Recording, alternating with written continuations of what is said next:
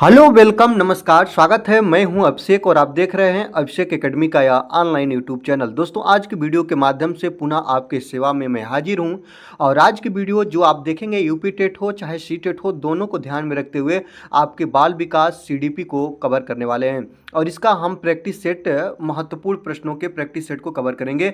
और ये महत्वपूर्ण प्रश्न आपको बता दें 50 प्रश्नों की श्रृंखला आपके एग्जाम के लिए काफ़ी महत्वपूर्ण होगी और पूरी वीडियो को आप वॉच करिएगा और 50 प्रश्न को केवल उसके क्वेश्चन और उसके आंसर को कवर करेंगे। चलिए आज की वीडियो को स्टार्ट करते हैं। आज की वीडियो का पहला प्रश्न आप लोग देखेंगे। आज की वीडियो का पहला प्रश्न है कि बालक का विकास प्रारंभ होता है। आपको पता है ना कि जो बच्चे का विकास होता है वह गर्भ से लेकर कब्र तक चलता है। तो याद रखेंगे ऑप्शन आपके सामने है कि बालक का विकास जन्म से प्रारंभ होता है कि जन्म से पूर्व से कि गर्भावस्था से कि गर्भावस्था से पूर्व से। तो आपको पता होना चाहिए जो बच्चे का विकास प्रारंभ होता है, बालक का विकास प्रारंभ होता है वह गर्भावस्था से होता है। ऑप्शन नंबर 3 आपका बिल्कुल करेक्ट आंसर हो जाएगा। आगे देखते हैं बाल विकास का अर्थ क्या होता है। तो याद रखेंगे बाल विकास का अर्थ होता है व्यवहार में परिवर्तन, बालक का गुणात्मक व परिमाणात्मक परिवर्तन, बालक का गुणात्मक परिवर्तन और व्यक्तित्व में परिवर्तन। आपको बता दें जब चारों ऑप्शन को आप पढ़ेंगे तो सबसे बेस्ट ऑप्शन आपके लिए होगा कि बाल विकास का अर्थ होता है कि बालक के गुणात्मक और उसके परिमाणात्मक दोनों परिवर्तन हो तो उसी को बोलते हैं बाल विकास। ऑप्शन नंबर 2 आपका बिल्कुल करेक्ट आंसर हो जाएगा। इसको आप लोग ध्यान रखिएगा। चलिए आगे चलते हैं। यहाँ पे देखेंगे बाल विकास की प्रकृति कैसी मानी जाती है। अगर यहाँ पे हम बात करें कि बाल विकास की प्रकृति कैसी मानी जाती है यही आप बताइएगा। यहाँ पे देखिएगा अवैज्ञानिक है, यहाँ पे अनिश्चित है, यहाँ पे अप्राकृतिक है और यहाँ पे विज्ञानमयी है। आपको पता है जब इसको आप पढ़ेंगे तो यहाँ पे देखेंगे, यहाँ पे देखिएगा दोस्तों, यहाँ पे अ शब्द लगा तो यह निगेटिव बात कर रहा है। यहाँ पे भी अनिश्चित में अ लगा, निश्चित होता तो समझ में आता, अनिश्चित हो गया तो ये भी निगेटिव हो गया। यहाँ पे प्राकृतिक होता तो समझ में आता, यहाँ पे अ लगा तो अप्राकृतिक के निगेटिव बातें हो गई। यहाँ पे देखेंगे बच्चे जो होते हैं वो छोटे वैज्ञानिक होते हैं, नन्हे वैज्ञानिक होते हैं और बच्चे के विकास की प्रकृति कैसी मानी गई है तो विज्ञानमयी मानी गई है। ऑप्शन नंबर ए आपका सही हो जाएगा। विज्ञानमयी का मतलब जो छोटे बच्चे होते हैं इनको खोजकर्ता बोलते हैं। क्या बोलते हैं दोस्तों, यहाँ रखिएगा, छोटे बच्चे या नन्हे बालक को खोजकर्ता की संज्ञा दी गई है और इनकी जो प्रकृति होती है, जो इनका नेचर होता है वह विज्ञानमयी होता है। ऑप्शन नंबर 1 आपका बिल्कुल करेक्ट आंसर हो जाएगा। चलिए आगे देखते हैं कि बाल अध्ययन का पिता किसे कहा जाता है। आप याद रखेंगे दोस्तों, इसको बताएंगे कि फ्रायड को बोलते हैं, कि ड्रेवर को बोलते हैं, कि स्टेनले हॉल को, कि डार्विन को। याद रखेंगे बाल विकास के या बाल अध्ययन का पिता किसे बोलते हैं तो आपको पता होना चाहिए कि स्टेनले हॉल को बाल अध्ययन का पिता बोला जाता है। ऑप्शन नंबर 3 आपका बिल्कुल सही हो जाएगा। जो आपके स्टेनले हॉल हैं वह बच्चों के अकॉर्डिंग बहुत सी पुस्तकें लिखे, बच्चों की मनोभावनाओं को जांचने के अपने अलग अलग तरीके के इन्होंने प्रयोग किए। किशोरावस्था को संघर्ष तूफान की अवस्था इन्होंने ही कहा, इस बात को याद रखेंगे। चलिए आगे देखते हैं, चाइल्डहुड इनकी एक पुस्तक है, ये भी याद रखिएगा, चाइल्डहुड। चलिए आगे देखते हैं, किशोरावस्था प्रारंभ होती है। आपको पता है किशोरावस्था की जो आपकी अवस्था होती है वह 12 से लेकर 18 साल तक होती है। कितनी होती है दोस्तों, 12 से 18 साल तक होती है। और याद रखेंगे आपका शैशवावस्था जो होती है ना, शैशवावस्था जो होती है ना, शैशवावस्था आपका जन्म से लेकर कब से दोस्तों, तो जन्म से लेकर 5 साल तक आपका शैशवावस्था है। और इसके बाद सेकेंड नंबर पर आती है आपका बाल्यावस्था जो आपका 6 से लेकर 12 साल तक होती है। और इसके बाद आपका आता है थर्ड नंबर पर किशोरावस्था, और किशोरावस्था होता है आपका 12 से लेकर 18 साल तक। तो किशोरावस्था प्रारंभ होती है तो 12 वर्ष की आयु से। ऑप्शन नंबर 2 आपका बिल्कुल करेक्ट आंसर हो जाएगा। पूरा वीडियो आप वॉच करिएगा, आज की वीडियो बहुत महत्वपूर्ण होगी, केवल छोटे छोटे प्रश्न होंगे और उसके आंसर को हम लोग जानेंगे। ठीक है, तो ऐसे प्रश्नों को डायरेक्टली परीक्षा में पूछ लिया जाता है या ऐसे प्रश्नों को आप जानेंगे तो इस आधार पर और उस प्रश्नों को हल करने की आप लोग कोशिश कर सकेंगे। वीडियो अच्छी लग रही है तो वीडियो को आप जरूर से लाइक करिएगा, चैनल पर नए हैं तो सब्सक्राइब करके बेल आइकन को प्रेस करिएगा और वीडियो अच्छी लगी तो एक प्यारा सा कमेंट जरूर करिएगा। चलिए आगे चलते हैं, बाल विकास कब संपन्न होता है। आपको पता होना चाहिए कि बाल विकास कब संपन्न होता है। आपको पता है ना, अभी मैंने आपको बताया कि प्रारंभ कब होता है तो याद रखेंगे गर्भावस्था से, और इसके बाद संपन्न कब होता है अगर आपसे पूछे तो बाल्यावस्था में खत्म होता है। संपन्न का मतलब खत्म हो जाना। बाल्यावस्था में होता है कि शैशवावस्था में होता है कि किशोरावस्था में होता है, नहीं प्यारे, याद रखेंगे जीवन प्रयत्न चलता है। बालक का जो विकास होता है वह जीवन प्रयत्न चलता है, वह गर्भ से लेकर कब्र तक चलता है। ऑप्शन नंबर 3 आपका बिल्कुल करेक्ट आंसर हो जाएगा। आगे देखते हैं, बाल विकास अवस्था को कितने भागों में बांटा गया है। अगर आपसे पूछे कि बाल विकास की अवस्था को कितने भागों में बांटा गया, 2 भाग कि 5 में कि 4 में कि 3 में, आपको पता होना चाहिए जो बाल विकास की अवस्थाएं हैं उसको मुख्य रूप से कितने भागों में, 3 भागों में बांटा गया है। पहला जो है दोस्तों याद रखेंगे शैशवावस्था। कौन है दोस्तों, याद रखिएगा शैशवावस्था। और इसके बाद सेकेंड नंबर पर आता है आपका बाल्यावस्था और इसके बाद आपका आता है किशोरावस्था। तो बाल विकास की अवस्थाओं को जो बांटा गया है याद रखते हैं विकास के आधार पर, जन्म से लेकर आपका 5 साल तक ये जो शैशवावस्था हो गया, बाल अवस्था 6 से लेकर 12 साल तक हो गया और किशोरावस्था आपका 12 से लेकर 18 साल तक हो गया। इसको आप लोग ध्यान रखिएगा। तो बाल विकास की अवस्थाओं के कितने भागों में बांटा गया है, तो 3 भागों में। ऑप्शन नंबर 4 आपका बिल्कुल करेक्ट आंसर हो जाएगा। आगे देखते हैं, बाल विकास को सर्वाधिक प्रभावित करने वाले कारक क्या हैं, यही बताइएगा दोस्तों। तो जो यहाँ पे बाल विकास को सर्वाधिक कौन प्रभावित करता है, वैसे तो प्रभावित सब करेंगे बाल विकास को, याद रखेंगे सब करेंगे। यौन शिक्षा भी करती है, बुद्धि परीक्षण भी करता है, खेल कूद का मैदान भी करता है, सुंदर विद्यालय भी करेगा, लेकिन सर्वाधिक पूछा है दोस्तों, तो याद रखेंगे सर्वाधिक जहाँ पे बच्चे का विकास हो वहाँ पे इन चारों ऑप्शन में आपका सही हो जाएगा खेल का मैदान। खेल के मैदान में बच्चे का शारीरिक के साथ साथ मानसिक अर्थात संवेगात्मक विकास होता है। ऑप्शन नंबर 3 आपका बिल्कुल करेक्ट आंसर हो जाएगा। आगे देखते हैं, विज्ञान शिक्षण की सबसे उत्तम विधि क्या होती है, तो याद रखेंगे विज्ञान शिक्षण की सबसे उत्तम विधि व्याख्यान विधि है। व्याख्यान विधि बच्चे के अकॉर्डिंग सही नहीं है दोस्तों। भ्रमण विधि ये तो अच्छी ही है। विश्लेषण एवं संश्लेषण विधि और अन्वेषण विधि। अन्वेषण विधि को खोज विधि भी बोलते हैं, ये बात याद रखेंगे। खोज विधि, अन्वेषण विधि को क्या बोलते हैं, तो खोज विधि भी बोलते हैं। और विज्ञान शिक्षण की सबसे उत्तम विधि जो है ना दोस्तों, वो अन्वेषण विधि होती है, इस बात को याद रखिएगा। ऑप्शन नंबर 4 आपका बिल्कुल करेक्ट आंसर हो जाएगा। आगे देखते हैं कि मनोविश्लेषण विधि का जन्मदाता किसे माना जाता है। अगर आपसे पूछे कि मनोविश्लेषण विधि का जन्मदाता किसे माना जाता है, याद रखेंगे यूंग को, कि आपका फ्राइड को, कि गैसेल को, कि एडलर को। तो याद रखेंगे जो मनोविश्लेषण विधि के जन्मदाता हैं वो आपके फ्राइड हैं, ये बात को याद रखिएगा। ऑप्शन नंबर 2 आपका बिल्कुल करेक्ट आंसर हो जाएगा। आगे देखेंगे, विकासात्मक बाल मनोविज्ञान का जनक किसे माना जाता है। याद रखेंगे जो विकासात्मक बाल मनोविज्ञान के जनक हैं वह कौन है दोस्तों, तो जीन पियाजे हैं। ऑप्शन नंबर 3 आपका बिल्कुल सही हो जाएगा। विकासात्मक बाल मनोविज्ञान का जनक जीन पियाजे को मानते हैं या कहते हैं। ऑप्शन नंबर 3 आपका सही हो जाएगा। आगे देखते हैं, बाल विकास को पहले किस नाम से जाना जाता था। याद रखते हैं, यहाँ पे देखेंगे जो बाल विकास है ना, बाल विकास को पहले हम लोग किस नाम से जानते थे, तो याद रखेंगे बाल अभिप्रेरणा के नाम से, कि बाल मनोविज्ञान के नाम से, कि बाल संवेग के नाम से, कि बाल प्रयोग के नाम से। जब आप इसको ध्यान से देखेंगे तो आपको मिलेगा कि जो बाल विकास आज जिस चीज को हम लोग कर रहे हैं ना, उसी को पहले हम लोग बाल मनोविज्ञान के नाम से जानते थे। ऑप्शन नंबर 2 आपका करेक्ट आंसर हो जाएगा। चलिए आगे चलते हैं, बालक में तार्किकता का अभाव किस आयु तक होता है। याद रखेंगे जो बालक में तार्किकता का अभाव होता है ना, वह किस आयु तक होता है। 7 वर्ष तक होता है, कि 10 वर्ष तक होता है, कि 12 वर्ष तक होता है, कि 14 वर्ष तक होता है। तो बच्चों में जो तर्क करने का अभाव होता है ना, वह 7 वर्ष की आयु तक होता है। ऑप्शन नंबर 1 आपका बिल्कुल करेक्ट आंसर हो जाएगा। चलिए आगे चलते हैं, खिलौने की आयु, टोली की आयु, डर्टीनेस की आयु किसे बोलते हैं। याद रखते हैं विद्यालय की आयु, खिलौने की आयु, सब चीज़ें हैं ना दोस्तों, ये तो बाल अवस्था को बोलते हैं, लेकिन यहाँ पे खिलौने की आयु बस बोला है ना दोस्तों। याद रखें खिलौने की आयु, और उसमें बाल अवस्था ना देखें, बाल अवस्था की भी अवस्थाओं को बांटा है, पूर्व बाल अवस्था और उत्तर बाल अवस्था। याद रखेंगे जो पूर्व बाल अवस्था होती है ना, याद रखेंगे 3 साल से लेकर 5 साल तक, इसको हम पूर्व बाल अवस्था का नाम देते हैं। और इसके बाद आपका 6 से लेकर 12 साल तक जो होती है उत्तर बाल अवस्था होती है। तो यही पूछा है दोस्तों, खिलौने की आयु क्या होती है। तो बच्चा खिलौना से कब खेलना पसंद करता है, तो पूर्व बाल अवस्था में। याद देखते होंगे जो छोटे बच्चे होते हैं ना, 3 वर्ष से 5 वर्ष की अवस्था के जो बच्चे होते हैं ना, वह खिलौने की आयु से बोलते हैं और खेलना इसे खिलौने से बहुत पसंद करते हैं। तो ऑप्शन नंबर 1 आपका बिल्कुल करेक्ट आंसर हो जाएगा। चलिए आगे देखते हैं, खिलौने की आयु किसे कहते हैं, तो हो ही गया अभी।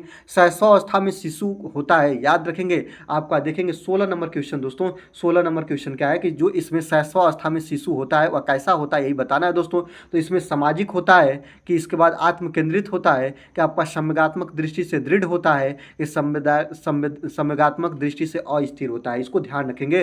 तो याद रखेंगे जो शैशवावस्था में शिशु होता है ना, वह आत्म केंद्रित होता है, वह अपने ही चीज़ों को अपने अनुसार करने की कोशिश करता है। ऑप्शन नंबर 2 वह फ्रीडम अवस्था में रहता है और वह आत्म केंद्रित होता है। शैशवावस्था में शिशु नवजात शिशु 28 दिन के जो बच्चे होते हैं इन्हें हम नवजात शिशु बोलते हैं, और 2 वर्ष के बच्चे को शैशव काल या नवजात बच्चों के नाम से हम लोग जानते हैं। इसको आप ध्यान रखेंगे।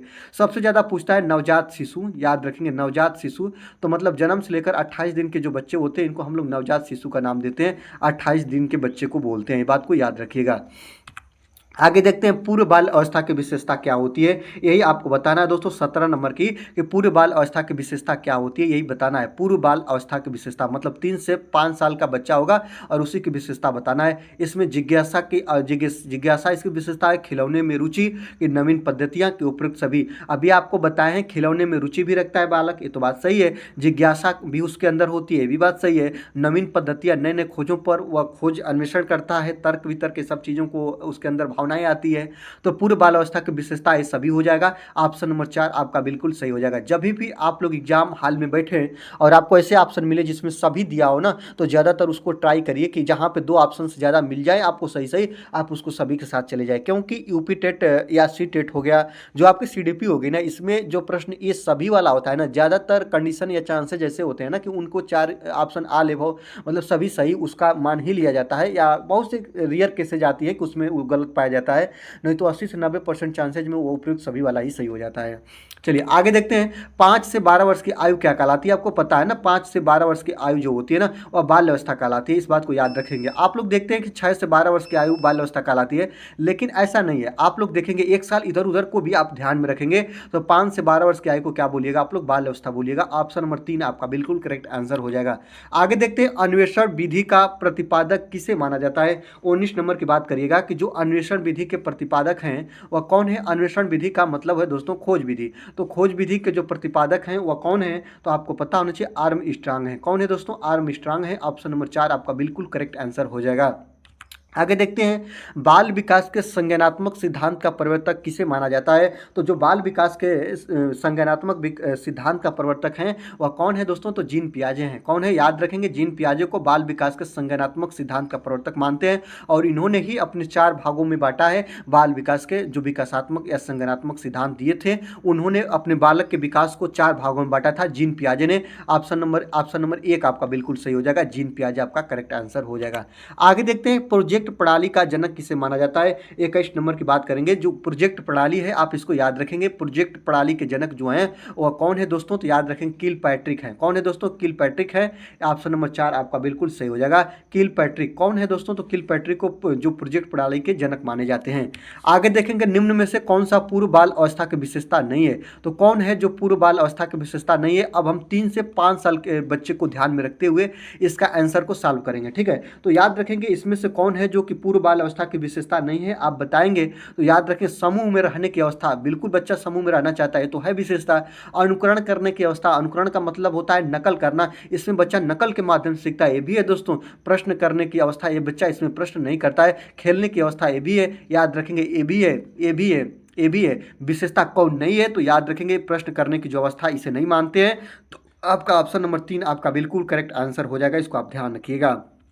आगे देखते हैं, 23 नंबर की बात करेंगे। निम्न में से किसकी भूमिका पूर्व बाल अवस्था में बालक के संवेगात्मक विकास हेतु सर्वाधिक महत्वपूर्ण होती है? याद रखते हैं। अब हम देखेंगे दोस्तों, पूर्व बाल अवस्था 3 से 5 साल का बच्चा जो होता है ना, वह मम्मी पापा पर आश्रित होता है, माता पिता अर्थात अभिभावक पर आश्रित होता है। तो याद रखते हैं, वह विद्यालय जाता नहीं तो अध्यापक की बात हो गया नहीं, संगी साथी मतलब उतना अभी टोलियों में नहीं रह पाता है तो इसका तो होगा नहीं, पड़ोसियों की होगा नहीं। मतलब देखिए, संगी साथी की हम बात मान सकते हैं, पड़ोसी की बात मान सकते हैं, लेकिन सबसे ज्यादा सर्वाधिक की बात पूछा है दोस्तों, तो याद रखें सर्वाधिक महत्वपूर्ण अपना स्थान निभाते हैं तो माता पिता, और माता पिता में भी सबसे ज्यादा जो निभाती हैं वो माता निभाती है। बच्चे का सबसे पहला टीचर मानी जाती है। ऑप्शन नंबर 4 आपका बिल्कुल करेक्ट आंसर हो जाएगा, इसको आप लोग ध्यान रखिएगा। चलिए आगे चलते हैं। कार्ल व ब्रूस ने बाल अवस्था को क्या माना था? जो एक महान मनोवैज्ञानिक है, कौन दोस्तों? कार्ल एवं ब्रूस। कार्ल एवं ब्रूस ने बाल अवस्था को अनोखा काल का नाम दिया था। क्या दिया था दोस्तों? याद रखते हैं, यहाँ पे दिया है अनोखा काल। ऑप्शन नंबर 2 आपका बिल्कुल करेक्ट आंसर हो जाएगा।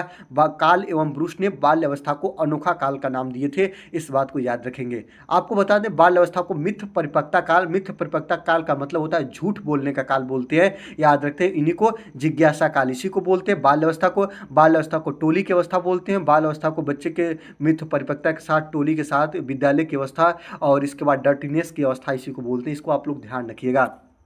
चलिए आगे देखते हैं, 25 नंबर की बात करेंगे। बाल्य अवस्था को मिथ्य परिपक्वता काल किसने कहा था? अब तो अभी मैंने आपको बता ही दिया यहाँ पे कि जो यहाँ पे देखते हैं काल एवं ब्रूस ने कहा था, तो याद रखेंगे काल एवं ब्रूस इसका बिल्कुल करेक्ट आंसर हो जाएगा। तो बाल अवस्था को नहीं नहीं नहीं दोस्तों, यहाँ पे सॉरी, यहाँ पे देखेंगे काल एवं ब्रूस ने बाल अवस्था को क्या कहा था? तो अनोखा काल कहा था, अनोखा काल यहाँ पे देखिएगा। और यहाँ पे पूछा है कि बाल अवस्था को मिथ्य परिपक्वता काल किसने कहा था? तो मिथ्य परिपक्वता के लिए आ जाते हैं आपका रॉस। कौन आते हैं दोस्तों? रॉस आते हैं। तो बाल अवस्था को मिथ्य परिपक्वता काल किसने ने कहा था, तो राष्ट्र ने कहा था। इसको आप लोग याद रखिएगा, ध्यान रखिएगा। चलिए आगे चलते हैं। विभिन्न तथ्यों के बीच किसी एक ही तथ्य पर मन को एकाग्र किए रहना क्या कहलाता है? याद रखेंगे तो ये आपका अभ्यसन कहलाता है, या आपका अभ्यसन कहलाता है, कि ध्यान लगाना कहलाता है, कि प्रतिविज्ञा कहलाता है, कि प्रस्मरण कहलाता है। सभी लोग ध्यान लगाने के साथ जाएंगे, लेकिन ध्यान लगाना इसका सही आंसर नहीं होगा।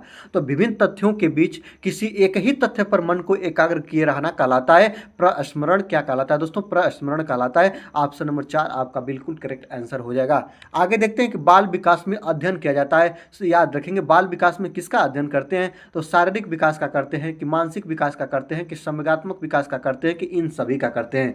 याद रखेंगे तो बाल विकास में अध्ययन हम किसका करते हैं? याद रखेंगे शारीरिक विकास का भी करेंगे, मानसिक विकास का भी करेंगे, आपका संवेगात्मक विकास का भी करेंगे। तो याद रखेंगे इन सभी का। ऑप्शन नंबर 4 आपका बिल्कुल करेक्ट आंसर हो जाएगा। बाल विकास में हम लोग शारीरिक, मानसिक, संवेगात्मक सभी का विकास का अध्ययन करते हैं। ऑप्शन नंबर 4 आपका बिल्कुल करेक्ट आंसर हो जाएगा।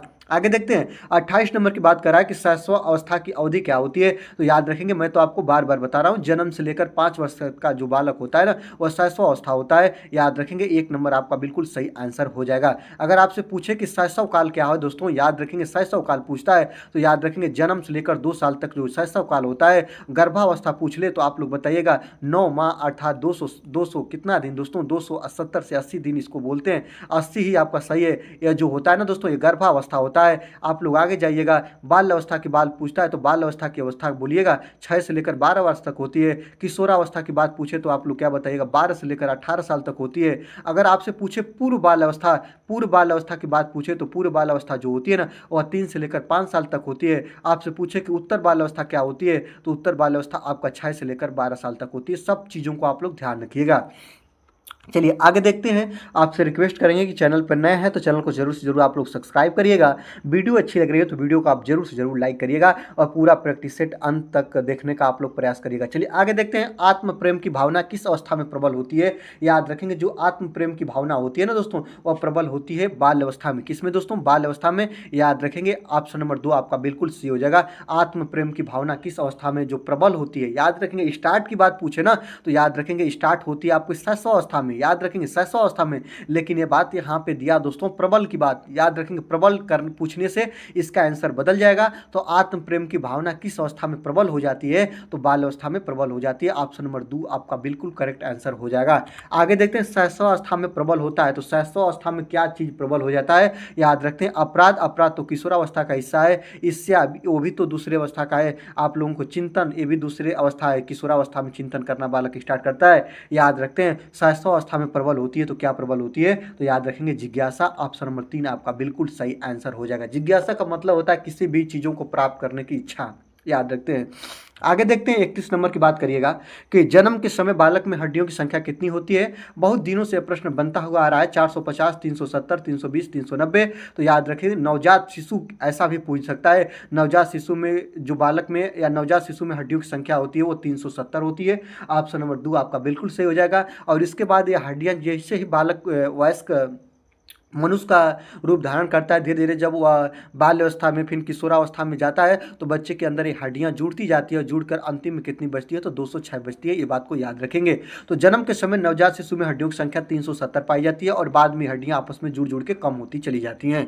आगे देखते हैं कि शैशव अवस्था की विशेषता नहीं है। यही बात है दोस्तों, याद रखेंगे शैशव अवस्था की विशेषता नहीं है। तो शारीरिक विकास में तीव्रता, बिल्कुल शारीरिक विकास में बहुत तेजी से तीव्रता होती है या विकास होता है, बात सही है। मानसिक विकास में तीव्रता, शैशव अवस्था के बच्चे मानसिक विकास में भी तीव्रता करते हैं, बात सही है। दूसरों पर निर्भर रहते हैं, ये भी बात सही है। जो माता पिता होते हैं, जो अभिभावक होते हैं, गार्जियन होते हैं, उन्हीं के ऊपर ये डिपेंड करते हैं। लेकिन याद रखेंगे शैशव अवस्था की विशेषता नहीं है तो नैतिकता का दोष। याद रखेंगे नैतिकता का जो दोष है ना दोस्तों, वह शैशव अवस्था की विशेषता नहीं है। इस बात को याद रखेंगे। ऑप्शन नंबर 4 आपका बिल्कुल करेक्ट आंसर हो जाएगा।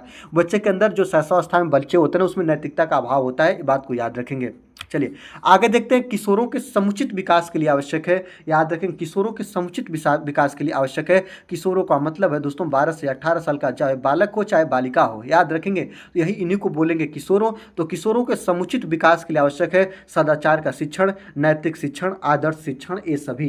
तो आप लोग ध्यान से जब इस चीज को देखिएगा आपको मिलेगा। जो किशोर होते हैं ना दोस्तों, जो बच्चे होते हैं ना 12 से 18 साल के बच्चे, उनमें सदाचार का शिक्षण आप कराएंगे, ये भी बात सही है। नैतिक शिक्षण कराएंगे, ये भी बात सही है। आदर्श आदर्श शिक्षण कराएंगे, ये भी बात सही है। तो आप लोग 4 नंबर के साथ जाइए, ये सभी। तो याद रखेंगे किशोरों में समुचित विकास के लिए आवश्यक है सदाचार का शिक्षण कराना, नैतिक का शिक्षण कराना, नैतिकता का शिक्षण कराना और आदर्श शिक्षण। ऑप्शन नंबर 4 आपका बिल्कुल करेक्ट आंसर हो जाएगा। आगे देखते हैं, किशोरावस्था प्रारंभ होती है, मैंने तो आपको बार बार बता दिया, किशोरावस्था WHO के अनुसार 12 से 18 साल होती है। लेकिन यहाँ पे अगर आप देखेंगे तो किशोरावस्था प्रारंभ होती है, कब से प्रारंभ होती है अब हम देखेंगे। यहाँ पे 12 दिया नहीं, तो जब 12 नहीं दिया दोस्तों तो याद रखेंगे या किसके साथ जाएंगे, आप लोग 13 के साथ जाएंगे। ऑप्शन नंबर 3 आपका बिल्कुल सही आंसर हो जाएगा। आप लोग 11 के साथ नहीं जाएंगे, 11 आपका उत्तर बाल अवस्था या बाल अवस्था का हिस्सा है, इस बात को याद रखेंगे। तो किशोरावस्था प्रारंभ होती है 13 वर्ष की आयु से। लेकिन जो बहुत कम जगह पे ऐसा प्रश्न आपको मिलेगा, अगर ऐसा प्रश्न बन जा रहा है तब के लिए मैं ऐसे प्रश्न को आपके सामने रख रहा हूँ। अगर ऐसा प्रश्न बन रहा है तो आप लोग 13 के साथ जाएंगे जिसमें 12 न दिया हो दोस्तों, याद रखिएगा। आगे देखते हैं, विकास का संबंध होता है, याद रखेंगे विकास का संबंध गुणात्मकता से होता है कि आयु में वृद्धि से होता है कि लंबाई में वृद्धि से होता है कि भार में वृद्धि से होता है, याद रखेंगे। अगर आपको सभी देता तो हम सभी के साथ तो चली जाते, याद रखते, लेकिन इसमें सभी दिया नहीं, इसलिए आपको एक ऑप्शन, कोई एक ही ऑप्शन को आपको क्या करना होगा दोस्तों, चूज करना होगा। याद रखते हैं, एक ही ऑप्शन को आपको क्या करना होगा, चूज करना होगा, करेक्ट करना होगा। तो आप इस ऑप्शन में कौन सा चूज करेंगे, तो विकास का संबंध होता है किससे, आप भार के साथ जाएंगे, ये भार के साथ जाएंगे, नो सर। लंबाई के साथ जाएंगे, नहीं। आयु में वृद्धि के साथ जाएंगे, नहीं। याद रखते हैं, विकास का संबंध होता है गुणात्मकता से, बच्चे के विकास से होता है। गुणात्मकता का मतलब ये है ना दोस्तों कि जो सीखा है ना उसमें वृद्धि हो, याद रखें, और उसमें जो वृद्धि होती है उसको हम गुणात्मकता के नाम से जानते हैं। ऑप्शन नंबर 1 आपका सही आंसर हो जाएगा, इसको आप लोग ध्यान रखिएगा। आगे देखते हैं, अगला है 36 नंबर क्वेश्चन की बात करेंगे। 36 नंबर क्वेश्चन क्या कह रहा है कि वंशानुक्रम माता पिता से संतान को प्राप्त होने वाले गुणों का नाम है। यह परिभाषा किसकी है, तो याद रखेंगे यह परिभाषा जिसबर्ट की है, कि वुडवर्थ एवं मार्किंस की है, कि रूथ बेनेडिक्ट की है, कि आपका एनास्टेसी की है। याद रखेंगे ऑप्शन नंबर 3 आपका बिल्कुल सही आंसर हो जाएगा। यहाँ पे देखेंगे रूथ बेनेडिक्ट की है दोस्तों, याद रखेंगे। जो वंशानुक्रम माता पिता से संतान को प्राप्त होने वाला यह गुण है, यह परिभाषा ऑप्शन नंबर 3 आपका बिल्कुल करेक्ट आंसर हो जाएगा। आगे देखते हैं कि व्यक्ति के व्यक्तित्व के विकास में महत्वपूर्ण है, याद रखेंगे जो व्यक्ति है उसके व्यक्तित्व के विकास में कौन सा महत्वपूर्ण है, वातावरण है दोस्तों, कि आपका वंशानुक्रम है, कि वंशानुक्रम एवं वातावरण दोनों है, कि कोई नहीं। अगर ऑप्शन देखेंगे तो सबसे बेस्ट ऑप्शन आपका कौन दिख रहा है, ऑप्शन नंबर 3, इसमें वंशानुक्रम एवं वातावरण दोनों व्यक्ति के व्यक्तित्व के विकास में महत्वपूर्ण भूमिका निभाते हैं। ऑप्शन नंबर 3 आपका बिल्कुल करेक्ट आंसर हो जाएगा। आगे देखेंगे 38 नंबर की बात करेंगे दोस्तों कि व्यक्तित्व भिन्नता का मुख्य कारण क्या है। यहाँ पे देखेंगे व्यक्तित्व भिन्नता का मुख्य कारण क्या है दोस्तों, वातावरण है, कि आपका वंशानुक्रम है, कि आपका आयु है, कि आपका ये सभी है। तो व्यक्तित्व भिन्नता का मुख्य कारण दोस्तों वातावरण भी होगा, वंशानुक्रम भी होगा, आयु भी होगा, अर्थात ये सभी के साथ हम लोग चले जाएंगे। याद रखेंगे दोस्तों, वीडियो अच्छी लग रही है तो लाइक जरूर करिएगा और एक प्यारा सा कमेंट करिएगा। और इसके बाद दोस्तों याद रखेंगे, अगर चैनल पर नए हैं तो चैनल को सब्सक्राइब करके बेल आइकन फ्रेश करेंगे। आगे देखेंगे दोस्तों 39 नंबर क्वेश्चन की बात करेंगे कि वंशानुक्रम व्यक्तित्व की जन्मजात विशेषता का पूर्ण योग है। यह कथन किसका है दोस्तों, तो वंशानुक्रम व्यक्तित्व की जन्मजात विशेषताओं का पूर्ण योग है, यह जो कथन है दोस्तों याद रखेंगे वह BN झा का है। किसका है दोस्तों, याद रखेंगे यह जो कथन है वह BN झा का है। ऐसे प्रश्न को पूछ लेता है, तो ऐसे प्रश्न को पूछे इसलिए मैं इस चीजों को लेकर आया हूं दोस्तों। यह कथन है BN झा का। ऑप्शन नंबर 3 आपका बिल्कुल करेक्ट आंसर हो जाएगा। आगे देखते हैं, वातावरण का किस दृष्टि से सबसे अधिक महत्व होता है। अगर आपसे पूछे कि वातावरण का किस दृष्टि से सबसे अधिक महत्व होता है, तो मानसिक विकास की दृष्टि से, कि सामाजिक विकास की दृष्टि से, कि शारीरिक विकास की दृष्टि से, कि व्यक्तित्व निर्माण से। याद रखते हैं जो व्यक्तित्व निर्माण होगा ना उसमें मानसिक विकास भी आएगा, सामाजिक विकास भी आएगा और शारीरिक विकास भी आएगा। तीनों जो है ना दोस्तों व्यक्तित्व निर्माण के हिस्सा है, इसलिए हम लोग ऑप्शन नंबर 4 के साथ चले जाएंगे। तो वातावरण का किस दृष्टि से सबसे अधिक महत्व होता है, तो मानसिक, सामाजिक और शारीरिक, अर्थात सभी तीनों के 4 नंबर व्यक्तित्व निर्माण के तीनों हिस्सा हैं, इसलिए आप लोग ऑप्शन नंबर 4 के साथ चले जाएंगे। चलिए आगे देखते हैं दोस्तों 41 नंबर की बात करेंगे। प्रयास एवं त्रुटि द्वारा सीखने का सिद्धांत किसने प्रतिपादित किया था। अगर आपसे कहीं ऐसे प्रश्न बने तो आप तुरंत बताइएगा कि प्रयास एवं त्रुटि द्वारा सीखने का सिद्धांत किसने प्रतिपादित किया था। पावलोव हैं, कि थॉर्नडाइक हैं, कि कोहलर हैं, कि टोलमैन हैं। याद रखेंगे, आपको पता होना चाहिए कि प्रयास एवं त्रुटि का जो सिद्धांत है वो थॉर्नडाइक द्वारा दिया गया है। किसके द्वारा दोस्तों, थॉर्नडाइक के द्वारा। ऑप्शन नंबर 2 आपका बिल्कुल करेक्ट आंसर हो जाएगा। यह मनोवैज्ञानिक है, USA से बिलोंग करते हैं और इन्होंने अपना प्रयोग किस पर किया था दोस्तों, तो बिल्ली पर किया था। ये बात को आप लोग याद रखेंगे। थॉर्नडाइक के द्वारा प्रयास एवं त्रुटि द्वारा सीखने का सिद्धांत प्रतिपादित किया गया था। आगे देखते हैं, थॉर्नडाइक ने अपने सिद्धांत का प्रतिपादन हेतु प्रयोग किया था। किस चीज पर प्रयोग किया था? तो आपको बता ही दिए, बिल्ली पे। ऑप्शन नंबर 3 आपका बिल्कुल करेक्ट आंसर हो जाएगा। इसको आप लोग ध्यान रखेंगे, बिल्ली पे। आगे देखते हैं, पावलोव ने संबंध अनुक्रिया सिद्धांत प्रतिपादित किया था। याद रखेंगे, सबसे पहले एक प्रश्न आप लोग देखेंगे, पावलोव कौन सा सिद्धांत दिए थे? तो संबंध अनुक्रिया सिद्धांत का देने वाले प्रतिपादन करने वाले मनोवैज्ञानिक का नाम है दोस्तों पावलोव। और कब किए थे अगर आपसे पूछे तो 1904 में। कब किए थे दोस्तों? तो 1904 में किए थे। ऑप्शन नंबर 4 आपका बिल्कुल सही हो जाएगा। इसी के एवज में उन्हें नोबेल पुरस्कार दिया गया था। क्या दिया गया था दोस्तों? तो याद रखेंगे, संबंध अनुक्रिया सिद्धांत का जो प्रतिपादन पावलोव साहब 1904 में किए थे, इसी के एवज में उन्हें नोबेल पुरस्कार से सम्मानित किया गया था या नवाजा गया था। ऑप्शन नंबर 4 आपका बिल्कुल करेक्ट आंसर हो जाएगा। 44 नंबर की बात करेंगे कि संरचना विकास की प्रक्रिया है, यह कथन किसका है? तो संरचना विकास की प्रक्रिया है, यह कथन किसका है दोस्तों? क्रो एंड क्रो का है। याद रखेंगे कि वुडवर्थ का है, कि स्कैनर का है, कि रॉस का है। आपको यही बताना है कि संरचना विकास की प्रक्रिया है, यह कथन है दोस्तों, याद रखेंगे वुडवर्थ का। ऑप्शन नंबर 2 आपका बिल्कुल करेक्ट आंसर हो जाएगा। इसको आप लोग ध्यान रखेंगे। आगे देखेंगे, सीखने में परिवर्तन होता है। तो सीखने में परिवर्तन क्या होता है दोस्तों? तो व्यक्तित्व की प्रेरणा में होता है, कि मूल प्रवृत्तियों में होता है, कि व्यवहार में होता है, कि आपका व्यक्तित्व में होता है। तो सीखने में जो परिवर्तन होता है ना, याद रखेंगे, जब बच्चा सीखने में परिवर्तन करे तो उसको हम लोग क्या बोलेंगे? उसको हम लोग बोलेंगे व्यवहार में परिवर्तन। ऑप्शन नंबर 3 आपका बिल्कुल सही हो जाएगा। जब बच्चा सीखने में परिवर्तन करे अर्थात उसको हम लोग बोलेंगे व्यवहार में परिवर्तन। ऑप्शन नंबर 3 आपका बिल्कुल बिल्कुल करेक्ट आंसर हो जाएगा। इसको ध्यान रखिएगा। आगे देखते हैं, सीखना एक प्रक्रिया है। सीखना एक प्रक्रिया क्या है दोस्तों? मानसिक प्रक्रिया है, क्या आपका संवेगात्मक प्रक्रिया है, क्या आपका भावात्मक प्रक्रिया है, क्या आपका सामाजिक प्रक्रिया है? सीखना का मतलब है माइंड डेवलपमेंट से। और माइंड डेवलपमेंट किसके अंदर आता है दोस्तों? मानसिक विकास के अंतर्गत आएगा। ऑप्शन नंबर 1 आपका बिल्कुल सही हो जाएगा। जब बच्चा सीख रहा होता है तो उस समय उसका मानसिक विकास होता है, मस्तिष्क विकास होता है या मानसिक विकास होता है। ऑप्शन नंबर 1 के साथ आप लोग चले जाइएगा। आगे देखते हैं, 47 नंबर की बात करिएगा, सीखने की प्रक्रिया को प्रभावित करने वाले शारीरिक कारक हैं। याद रखते हैं दोस्तों, सीखने की प्रक्रिया को प्रभावित करने वाले जो शारीरिक कारक कौन हो सकते हैं? स्वास्थ्य। बिल्कुल, स्वास्थ्य बच्चे का ठीक रहेगा तभी बच्चा सीखने में लीन रहेगा या सीखने के प्रति एक्टिव रहेगा। बिल्कुल बात सही है। लिंग भेद प्रभावित करने वाले शारीरिक कारक हैं। लिंग भेद भी होता है दोस्तों, आयु भी होती है। ये सभी के साथ आप लोग जाएंगे। ऑप्शन नंबर 4 आपका बिल्कुल सही हो जाएगा। सीखने की प्रक्रिया को प्रभावित करने वाले जो शारीरिक कारक होते हैं दोस्तों, वह लिंग भेद भी होगा। आप लोग इसको रूढ़िवादिता के अंदर नहीं लेंगे। और आयु भी होगा। ऑप्शन नंबर 4 आपका बिल्कुल सही करेक्ट आंसर हो जाएगा। आगे देखते हैं, 48 नंबर की बात कर रहा है दोस्तों कि दूध के दांत गिरने एवं अस्थायी दांत आने की जो आयु होती है वो कौन सी होती है? अगर आपसे कोई पूछे तो सबसे पहले अगर आप लोगों को बाल अवस्था किशोरावस्था की बात पूछे तो उसमें आपका ऑप्शन अगर बाल अवस्था की बात होता तो बाल अवस्था आपका सही हो जाएगा। दूध के दांत गिरने और अस्थायी दांत आने की आयु क्या होती है? तो बाल अवस्था होती है। ये तो बाल अवस्था तो है नहीं, लेकिन यहाँ पे दोस्तों समय दिया है। अब समय दिया है तो आप लोग किसके साथ जाइएगा? तो दूध के दांत गिरने एवं अस्थायी दांत आने की जो आपकी आयु है ना दोस्तों, याद रखेंगे वह आयु है आपकी 6 वर्ष। क्या है दोस्तों? याद रखेंगे 6 वर्ष है। ऑप्शन नंबर 2 आपका बिल्कुल करेक्ट आंसर हो जाएगा। इसको आप लोग ध्यान रखिएगा।